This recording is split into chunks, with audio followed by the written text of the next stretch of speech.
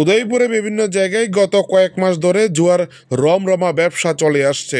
এই অবৈধ ব্যবসার কারণে সর্বশান্ত হচ্ছে বহু পরিবার। রবিবার রাত 10:30 নাগাদ উদয়পুর মাতারবাড়ি কীর্তন সংলগ্ন পঞ্চায়েতের ময়দান থেকে মাতারবাড়ি বুড়াদিঘি এলাকার বাসিন্দা টুটন দাস, অপরদিকে খিলপাড়া এলাকা থেকে গ্রেফতার করা হয় স্বপন সরকার নামে এক ব্যক্তিকে। তাদের কাছ থেকে উদ্ধার হয়েছে জুয়া খেলার বিভিন্ন সামগ্রী।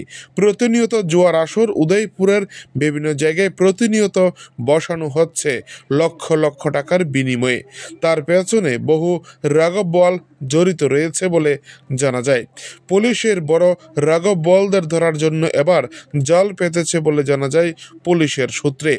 রবিবার রাতে উদয়পুর মহকুমা পুলিশ আধিকারিক নির্মাণ দাস ও রাধাকিশোরপুর থানার অফিসার সমর দাস এই জুয়া বিরোধী অভিযান চালায়। তাদের কাছ থেকে নগদ 4,000 টাকা উদ্ধার হয়েছে। পুলিশের এই সাফল্যে খুশি শিক্ষিত মহল। উদয়পুর থেকে নিজস্ব প্রতিনিধি রিপোর্ট, টিভি 100 বাংলা। পৃথক জায়গাতে এন্টি গ্যামলিং রেড করা হয়, সেখান থেকে দুটো জায়গা থেকেই গ্যামলিং কিট রিকভার করা হয় এবং দুজন ব্যক্তিকে আটক করা হয়।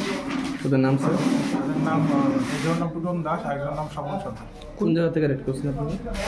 খিলপাড়া এলাকা থেকে করা যায়, আরেকটি মাতারবাড়ি এলাকা। ক্যাশ টাকা কি বাজেয়াপ্ত করা হয়েছে? কেস টাকা হয়েছে 340 কিছু টাকা।